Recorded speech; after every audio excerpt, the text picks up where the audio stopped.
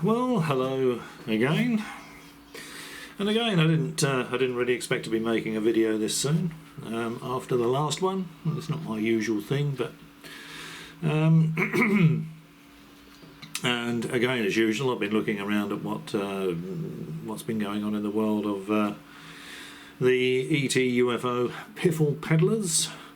Hope the sound quality is a bit better this time. There's no wind today. I think that's what it was, you know. It was the wind blowing the bushes around that was the microphone was picking up.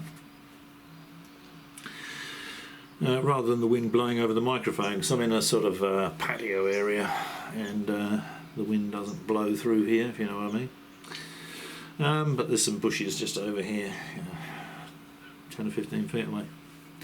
Now, as you can see this week, I'm coming to you live from LV 426, having just exterminated a few xenomorphs.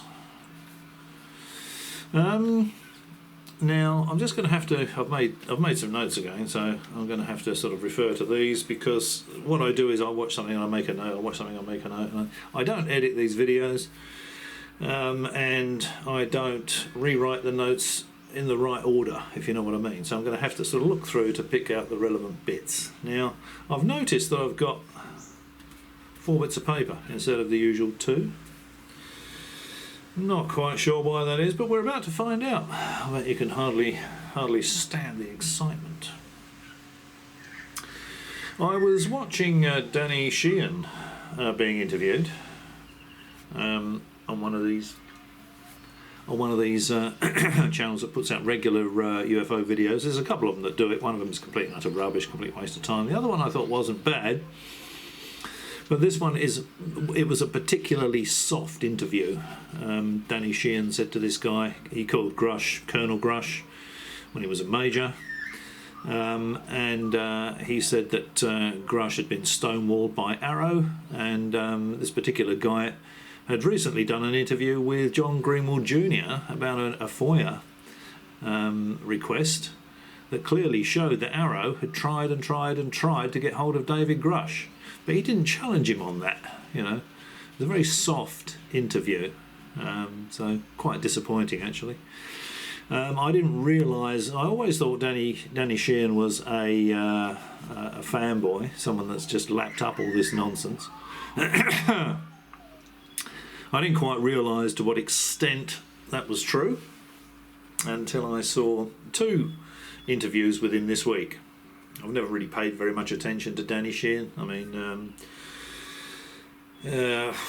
he just seems to go along with the Roswell story and all this sort of stuff, and anyone that does that, I just put a line through them as being complete and utter waste of time, usually.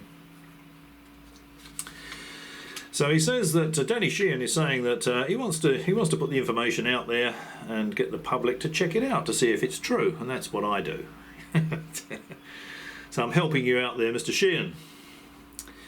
Unfortunately, Danny Sheehan believes Corso's story, and he actually mentioned that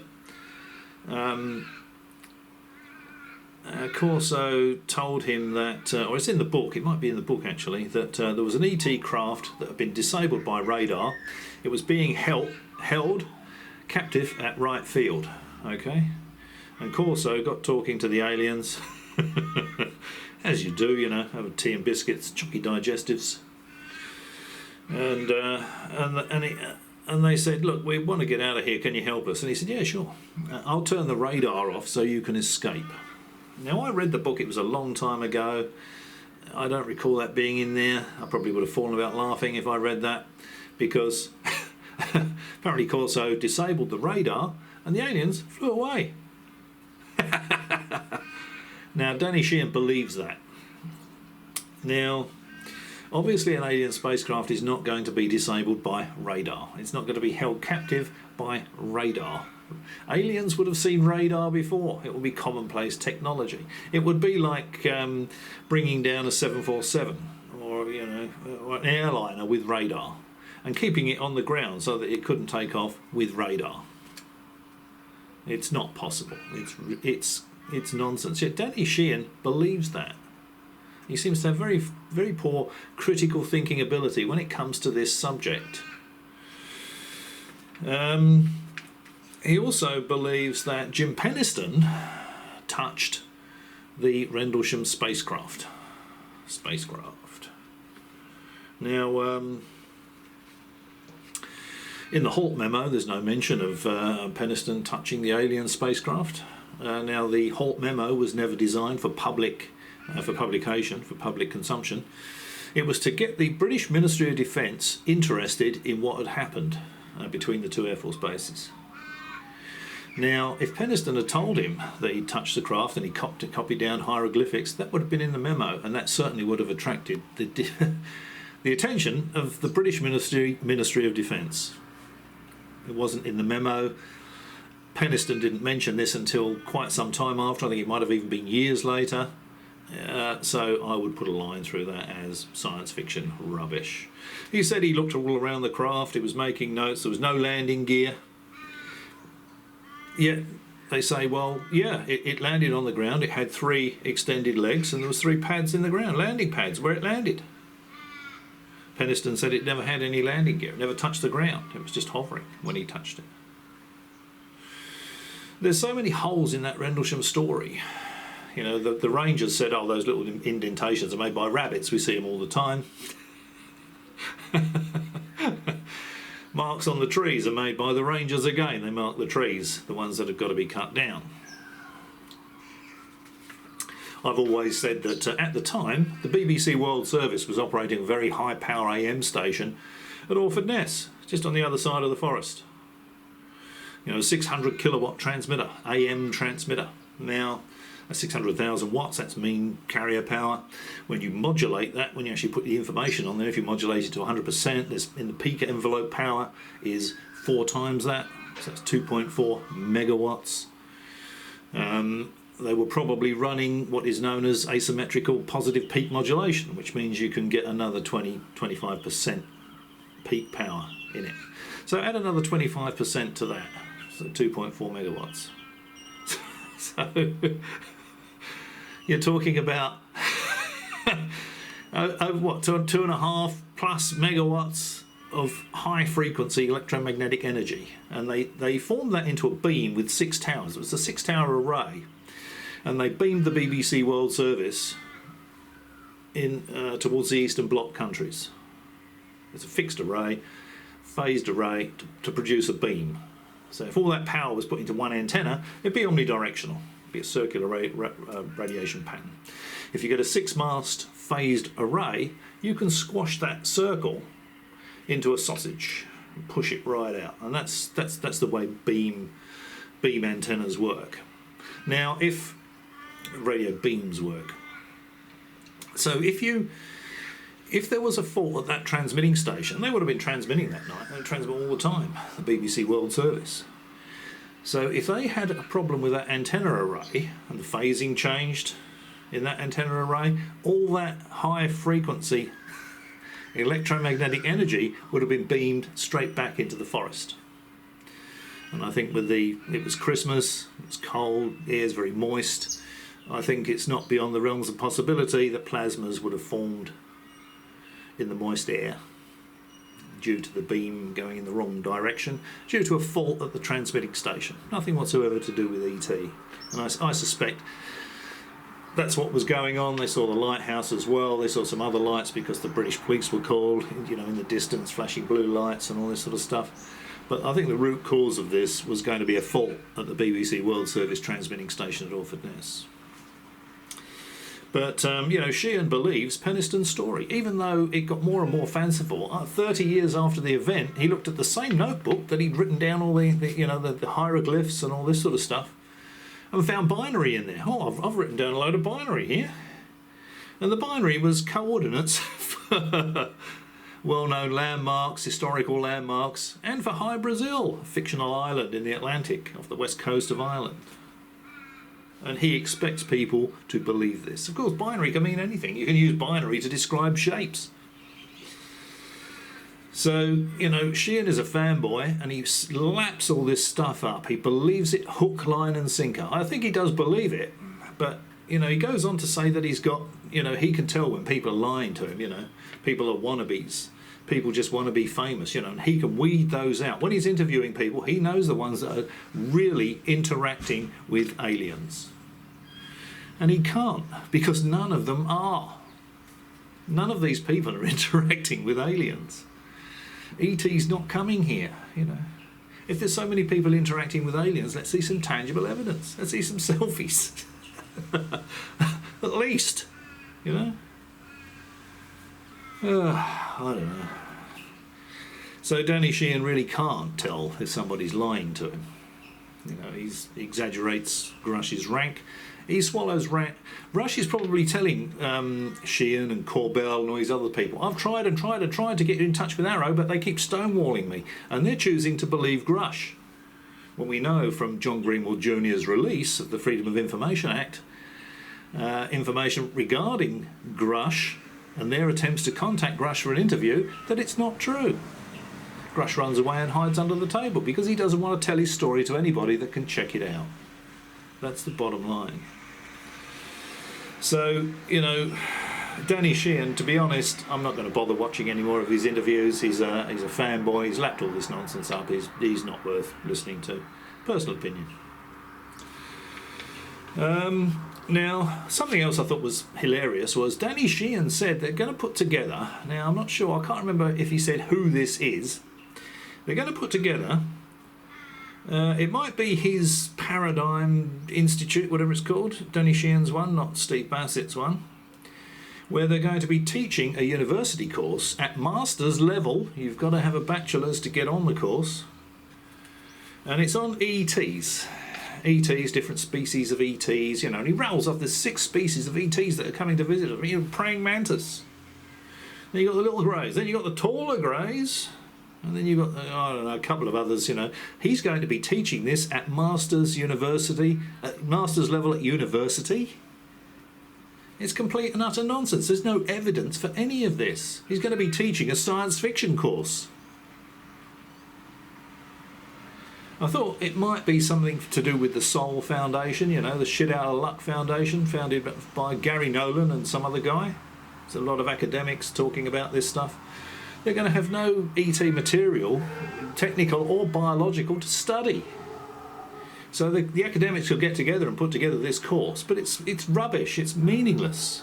I mean, if you pass the course, how do they know what they're saying is right? You can't, there's no benchmark for it, is there? So you could write you could write an essay on something that could be complete science fiction. Oh yeah, you know, well, I think there's pros and cons for this, you know.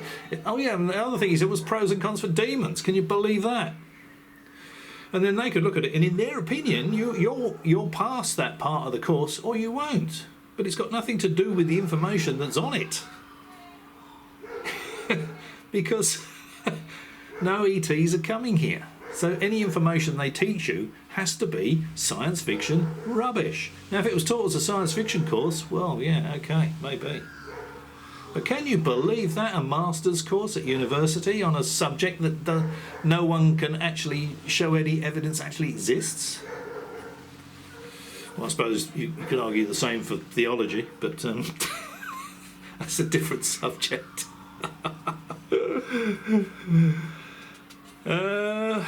Yeah, okay, I think we've done that page. So as Peniston touched the craft, drew the glyphs, yes, okay, it's 30 years later, yeah, I've done that. Now, hang on, I'll just have a quick look.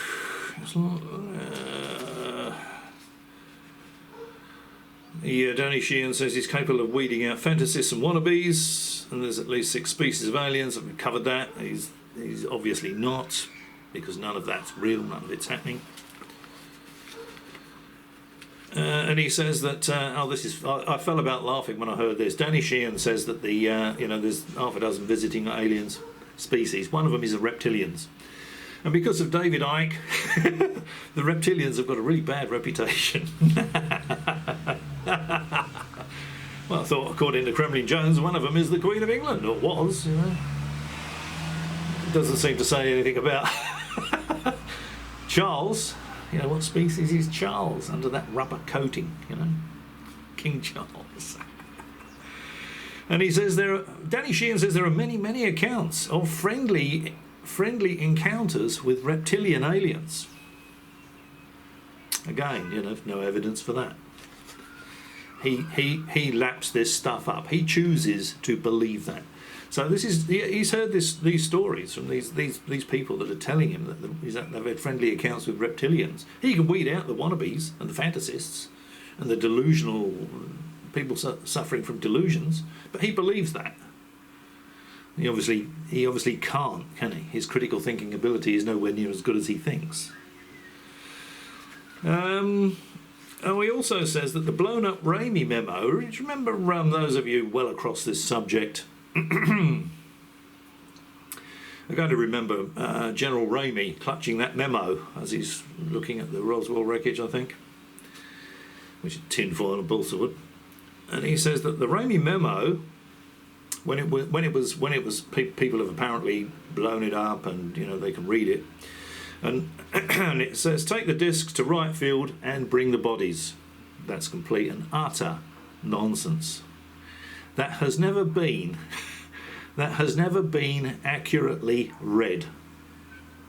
With the best equipment in the world, they cannot read it. They can make out a few words, but disc is not one of them. A lot of people say that's not disc, it's risk, and it's got nothing to do with ET. Yet Danny Sheehan is pushing that forward as being true. They have read the Ry Memo, and it says, take the disc to right field and bring the bodies. He chooses to believe that, but there is no evidence for that.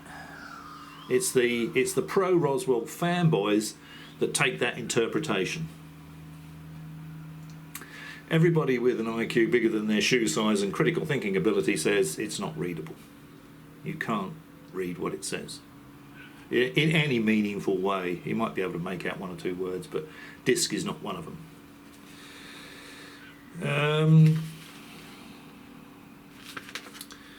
Yeah, okay, well I think that's it for Danny Sheehan. Just one thing before I go on to the next bit, and that is that the Jason Sands story seems to have disappeared. Sheehan said he's not supporting that, so he must have really good critical thinking ability.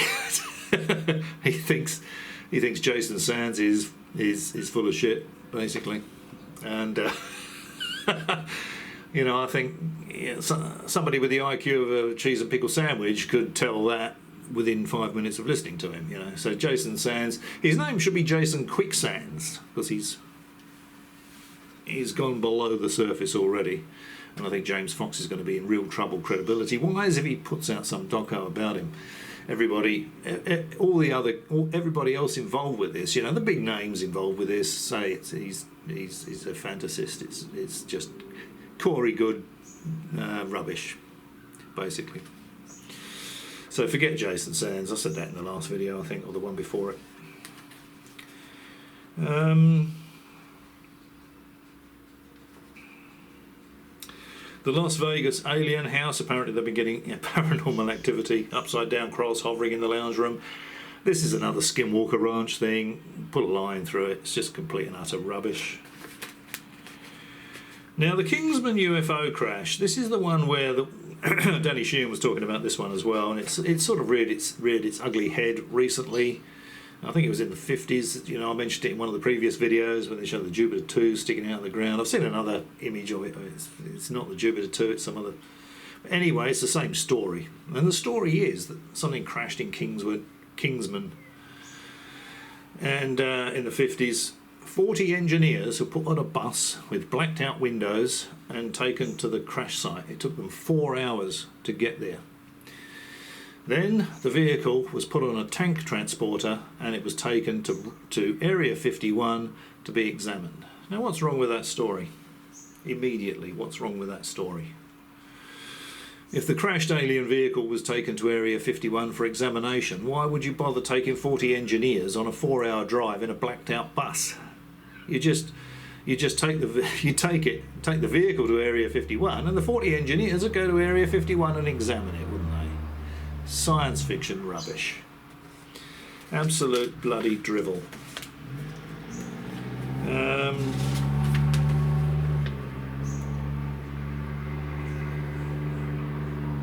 What are we in London in 1940? Sounds like a doodlebug. One of the neighbours has fired up his doodlebug. Okay, so there is something interesting that I've found, and this is a real world thing. So we can kick the science fiction, Sheehan and all his science fiction mates, into touch here. We can discard anything they have to say.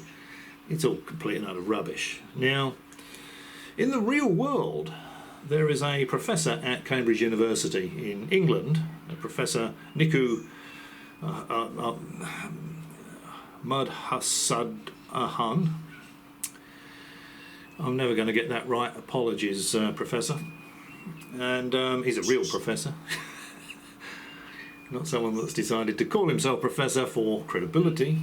Now, he's saying that there's some exciting news. They found that and I've said this in the past, you know, E.T., we are not alone in the galaxy or the universe. It's going to be announced by scientists using the JWST, SETI, that sort of stuff. They're going to find them out in the galaxy. I don't doubt they're out there. I seriously doubt they're coming here. The distances are just too great, you know. And people say, well, you know, oh, you just need a different set of physics. Well, physics are physics, you know. Admittedly, I think before you could put a line through it completely, we're going to have a very good understanding of dark energy and dark matter. It's going to have nothing to do with anti-gravity drives and all that sort of stuff. That's going to be the key. Once we have a good understanding of dark energy and dark matter, we'll be able to tell whether it's possible to travel between the stars. Until then, my personal opinion is it's science fiction. What you've got to bear in mind is, you know, Danny Sheehan, he's a lawyer, he doesn't understand physics and all that sort of stuff. So he will say, well, you just need a different set of physics, you know. They may have different physics. Well, if they have a good understanding of dark matter and dark energy, maybe. But when it comes to physics, physics are universal. So here you might have volts, amps, ohms, okay? Just units of measurement in the world of electronics.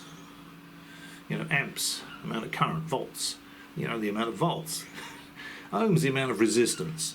Now, those are going to be universal.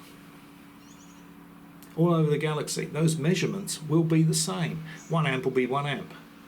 1 volt will be 1 volt. 1 ohm will be 1 ohm. Okay? So, they won't be called that because they'll be discovered on other planets. But the actual units will be the same. The units of measurement will be the same. It's going to be 1 thog, you know. one krog, you know. 1 pickle. But the units will be the same. Anyway, so this Professor Niku Mudhassadhan at Cambridge University has been looking at some data from the James Webb Space Telescope, JWST. They found an interesting planet, and it's called K2-18b. It's 120 light years away, so I don't think we're going to be interacting with anybody anytime soon. And what he says is interesting about this planet was that they got some data from it, and they said it's 2.5 times the size of the Earth. It's in the habitable zone of its star. They've looked at the atmosphere, and it's got methane and CO2, but there's no ammonia. Now, apparently, this is suggestive of oceans, an ocean or oceans.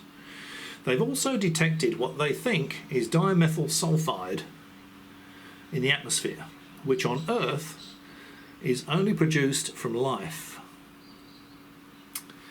So what they're doing at the moment, the JWST, is looking at K2-18b, and it's collecting loads and loads of data. And the professor was saying that they're going to be analysing this data over the next few months, and they may be able to say definitively whether there's some kind of life on that planet before the end of the year. That's real world stuff.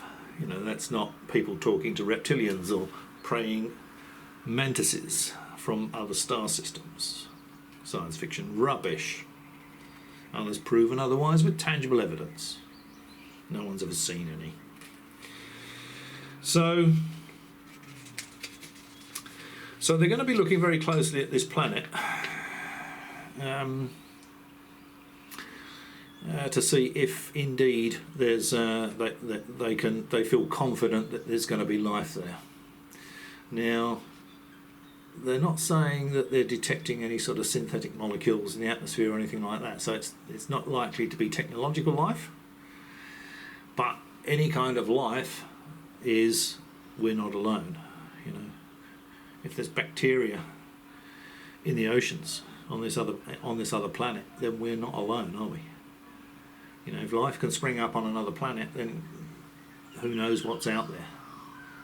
I still think it's too far away to get here. As I've said before, you know, towards the centre of the galaxy, the stars are far more bunched up. You know, we're 25,800 light years from the centre of the galaxy, but and our closest star is 4 light years away. As you go into the centre of the galaxy, the stars are far more bunched up. You can have stars that are only a light week apart. Now, certainly, even if you couldn't fly between stars that were a light week apart, that's still a bloody long way. You've still got to travel 186,000 miles per second for 24 hours a day for a week to get there. But you could communicate with them with radio. So you might have civilizations that are talking to each other with radio closer towards the centre of the galaxy. But as I've said before, if they started doing this 20,000 years ago, we wouldn't know for another 5,800 years, because they're 25,800 light years away. Oh, the other thing Danny Sheehan said, I thought that was quite funny. He said, "Oh yeah, we always used to think that it was impossible to travel faster than light, you know, but now we have tachyons." Well, no, we don't.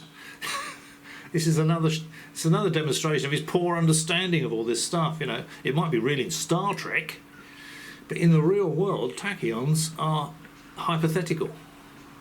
They're not real physical particles. You know, so again, it's a good demonstration of Danny Sheehan lapping up all this science fiction stuff, having no understanding of any of it, and just swallowing it hook, line and sinker, and supporting the people that are telling him all these ridiculous stories. He did say that he doesn't support Jason Sands. I think I mentioned that earlier. Yeah. So I think Kingswood UFO Crash. Yeah, I think that is going to be about it. So we'll have to wait and see. Now the neighbours are doing something, so I'm going to have to end the video anyway, because then I don't want them on here. So not as a problem with them. Yeah, okay. So I think we'll call it there, and some food for thought there from the piffle peddlers. We'll see what happens. As always, if you've struggled through the video all the way to this point, many thanks. Special episode live from LV426, and maybe I'll catch you again.